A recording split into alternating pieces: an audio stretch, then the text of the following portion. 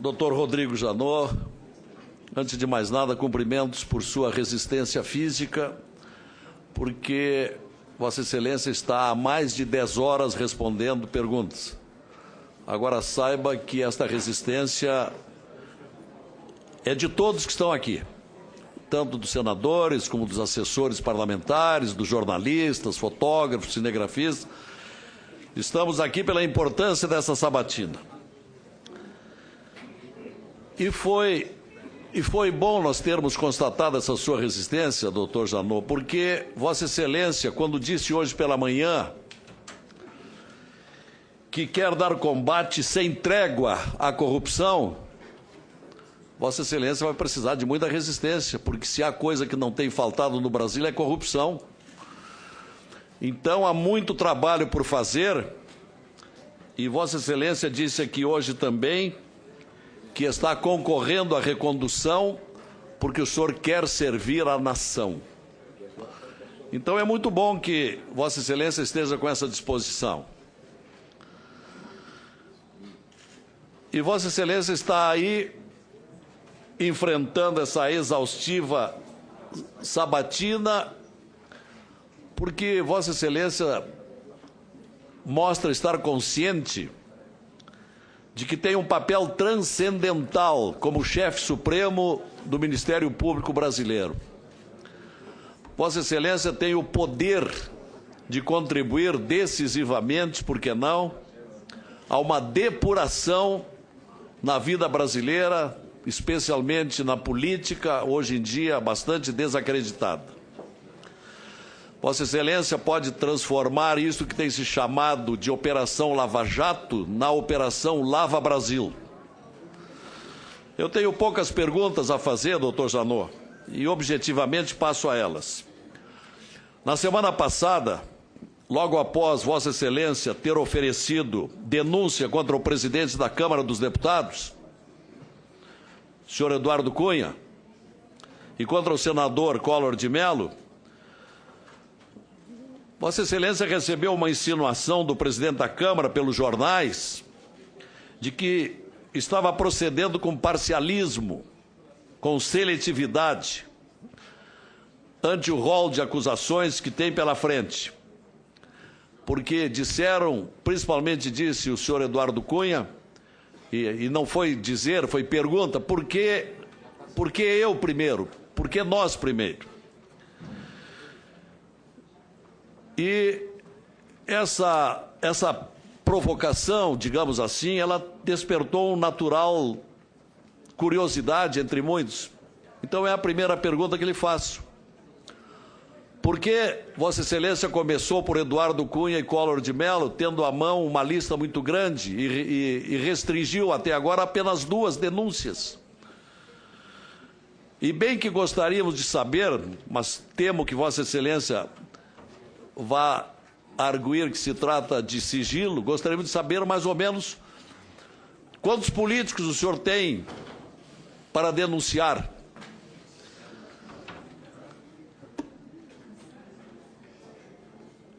Vossa Excelência disse aqui hoje que já tem mais ou menos de 50 a 60 delações, que Vossa Excelência prefere chamar de colaborações premiadas. Então a primeira pergunta é essa: por que Eduardo Cunha e Collor os primeiros? E quando vem os próximos? Quanto tempo ainda a população brasileira vai esperar pelos próximos denunciados? E Vossa Excelência disse depois, e a minha segunda pergunta, disse o óbvio, mas o óbvio é sempre importante dizer, do seu ponto de vista processual, e ainda mais pelo grau de Vossa Excelência como Procurador-Geral da República, que colaboração premiada por si só não é prova, quando muito é indício. Teoria não dispensa prova, disse Vossa Excelência, e disse bem, precisa da corroboração das provas. Então a pergunta: os senhores do Ministério Público Federal que estão investigando ao lado de um proeficiente trabalho da Polícia Federal, Os senhores estão conseguindo as provas que corroboram estas 50 ou 60 colaborações premiadas? É uma curiosidade que o Brasil inteiro tem de saber. Porque é daí que os senhores vão montar as denúncias que brevemente encaminharão ao Supremo Tribunal Federal. Então, se Vossa Excelência puder me responder essa pergunta, ficaria muito satisfeito e tenho certeza que todos que estão aqui ficariam satisfeitos.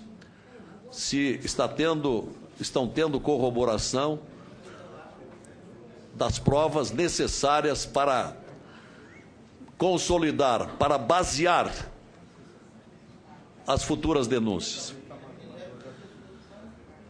E aos poucos, é a terceira pergunta, doutor Janot, aos poucos nós vamos tomando conhecimento pelos jornais, pelo que se consegue filtrar das investigações policiais e do Ministério Público, que os delitos cometidos contra o dinheiro público brasileiro não se limitam a Petrobras. Inúmeras outras estatais também foram vítimas da sanha criminosa daqueles nomes que estão aí nos noticiários todos os dias. Então eu queria saber de Vossa Excelência se já há e em que estágio as investigações contra, por exemplo, o BNDES, Eletrobras, Caixa Econômica, além dos fundos de pensão das estatais, com destaque especial ao Postales dos Correios, que teriam sido objeto de grandes desvios.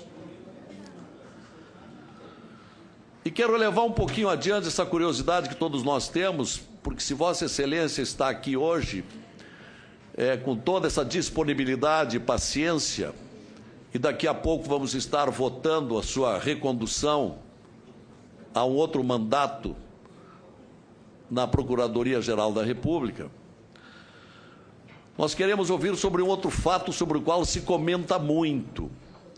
Jornais, capas de revistas, especulações insistentes, que é com relação aos indícios que haveriam de uma possível conivência, ou quem sabe mais do que conivência, de uma cumplicidade com os empreiteiros já presos do ex-presidente da República, Lula. Há inúmeras manchetes dizendo a todos os instantes: as investigações estão chegando perto do ex-presidente, ou mais, estão chegando perto do Planalto. O Brasil inteiro quer saber se isso é verdade, se essa investigação está acontecendo.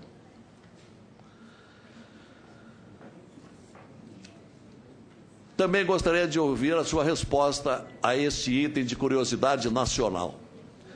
E a minha última pergunta, senhor Janot, é um questionamento de uma outra ordem, que não dos escândalos, mas de um grande defeito institucional da gestão pública brasileira.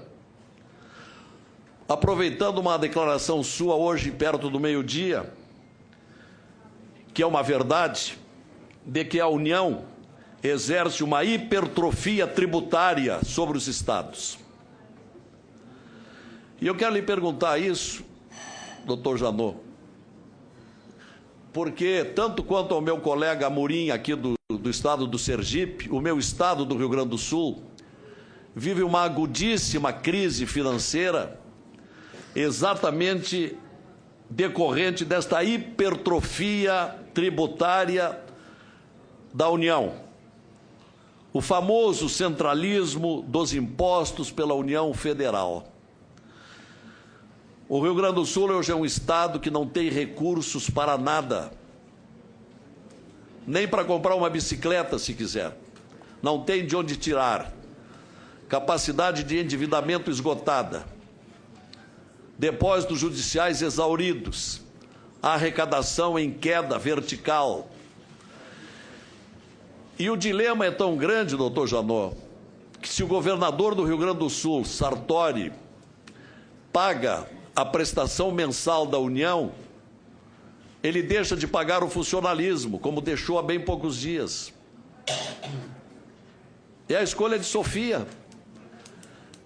E aí ele deixou de pagar há poucos dias a União e sofreu uma intervenção, um bloqueio dos recursos do Rio Grande do Sul, porque tinha que pagar a União. Se ele pagasse os funcionários, não pagava a União. Se pagasse a União, não pagava os funcionários. Como Vossa Excelência tem a prerrogativa de dar parecer nas ações da União, quando a União exige o cumprimento dos contratos firmados com os Estados, e Vossa Excelência disse aqui hoje que há uma hipertrofia tributária, Vossa Excelência sugeriu que se agisse aqui no Congresso para buscar o poder federativo mais favorável aos Estados. Numa situação dessas, como do Estado do Rio Grande do Sul, o Estado do Sergipe, provavelmente outros brevemente, Vossa Excelência concordaria com o bloqueio dos Estados, que pode levar à fome, ao descontrole da segurança pública, ao caos da saúde e da educação? Então, são as minhas 4 perguntas, e fico muito satisfeito se Vossa Excelência puder respondê-las. Okay.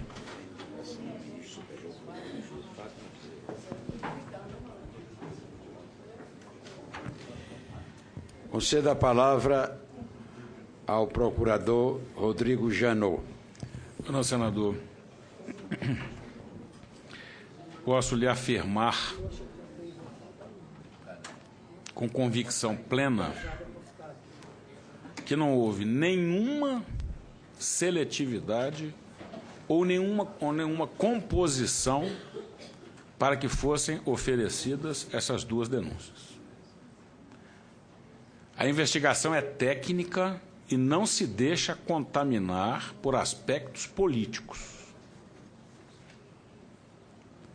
Os inquéritos foram instaurados todos ao mesmo tempo, o que não quer dizer que as investigações sigam o mesmo tempo.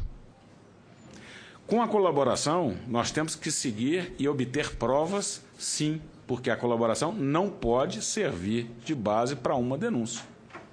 E você tem, na colaboração, alguns fatos mais detalhados e outros menos detalhados.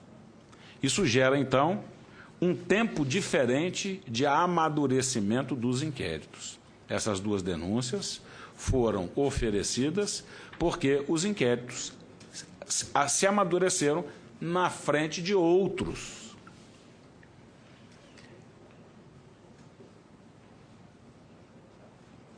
No que se refere às delações, eu me expressei mal então, senador. Na verdade, foram celebrados 28 acordos até o dia 3 de agosto, sendo 10 deles firmados perante o Supremo Tribunal Federal. Não se trata de 50, foram 28 contabilizados até o dia 3 de agosto. Para que eu ofereça uma denúncia no Supremo, o Supremo é a mais alta corte de justiça do país, e o grau de exigência do Supremo para receber denúncias dos mais altos dignatários da República, ela é maior, esse grau de exigência é maior. Daí porque o equilíbrio e a calma na configuração da peça acusatória, que tem que conter o menor número de erros possível. Então, subir sim o nível de exigência para a feitura de denúncias em razão de o Supremo ser a mais alta corte de justiça do país. Os processos que estão sob minha responsabilidade, não recebi ainda nenhum que envolva a investigação que não seja a Petrobras. Todas as notícias que saem sobre outras investigações se referem ao desenvolvimento do tema em Curitiba, em primeiro grau de jurisdição, e não ao Supremo. Se existe conivência ou não existe conivência de autoridade ou de ex-autoridade com empreiteiras, Isso é um fato que não está submetido sob a jurisdição do Supremo. Então, não posso lhe dizer se isso é fato ou se não é fato, né? Então, se não é do meu conhecimento e essa questão da investigação não está submetida ao Supremo Tribunal Federal. No que se refere à questão da federação, o que eu disse é que havia uma hipertrofia do ente federal central. O federalismo brasileiro é que tem um desenho que leva à hipertrofia do ente federado central. A distribuição de competência tributária, isso é matéria típica de Constituição. E a Constituição estabelece a forma de repartição da arrecadação dos impostos.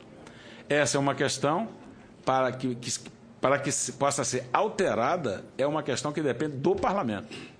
Então, está na mão dos senhores uma proposição, a possibilidade de propor, seja uma nova reorganização dos Estados federados brasileiros, seja da distribuição de competência tributária. Quanto à eventual manifestação minha em processos que poderão vir a ser ajuizados perante o Supremo Tribunal Federal, se eu dou a minha opinião agora, eu estou impedido de oficiar nos feitos. Então, eu infelizmente não tenho como tecnicamente me pronunciar sobre a questão sobre a qual eu serei chamado para intervir eventualmente em processo de tramitação no Supremo Tribunal Federal. Eu ousei perguntar, doutor Janot, se Vossa Excelência nos daria uma ideia de quando virão as próximas denúncias? Quanto tempo? Senador, é difícil eu fazer essa previsão porque depende do amadurecimento das investigações. As investigações, assim, a gente tem lá um termômetro, uma marcação. Investigação é muito ruim, ruim, regular, boa e ótima. Quando ela chega em ótima, é quando ela está apta a ser judicializada. E nós temos que passar essas fases. E a velocidade dessas fases é diferente. Então, por exemplo, uma investigação, dependendo da descoberta de um fato novo, ela pode pular de uma vez só de muito ruim para ótimo. Então, é difícil fazer esta previsão porque depende do amadurecimento das investigações. O que eu posso dizer é que nós estamos empenhados em buscar provas sobre todos os fatos que chegaram ao nosso conhecimento. A investigação evolui, a expectativa é boa, mas, infelizmente, eu não tenho como fazer essa previsão, senador. Obrigado.